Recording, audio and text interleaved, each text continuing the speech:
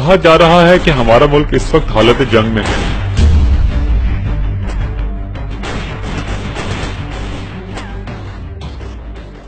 ہمارے لیے باعث فخر ہے کہ ایک طرف پاکستانی فوج اس ملک کو دہشت گردی کے ناسور سے بچانے میں مصروف ہے اور لیفٹیننٹ ارسلان جیسے کئی جرری نوجوان پاکستان میں امن کی داستان اپنے خون سے رقم کر رہے ہیں، اور دوسری طرف شرم کا مقام ہے کہ ہمارے سیاستدان ملک و قوم کے حالات سے بالکل بے خبر انتہائی بے شرمی اور بے حیائی کے ساتھ ٹولہ بنا کر اپنے نااہل اور بد دیانت ساتھی کو قانون کی گرفت سے بچانے کی سازش رچا رہے ہیں۔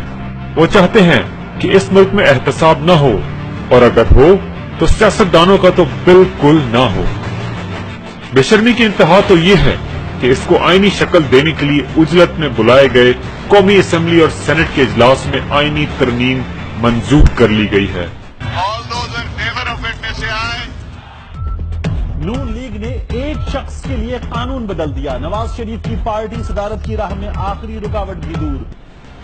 کوئی شخص جو انتخاب لڑنے کے لیے نااہل ہو چکا ہو، اب اسے سیاسی جماعت کی سربراہی کی اجازت دے دی گئی ہے۔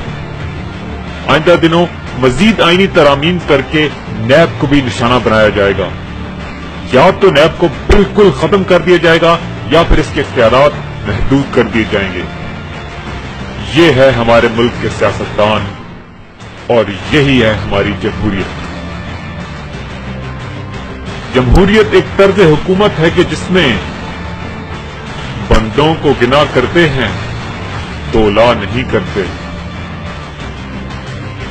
اب یہ پاکستان کی سالمیت اور بقا کا مسئلہ ہے، اب یہ پاکستان کے ہر شہری کا مسئلہ ہے۔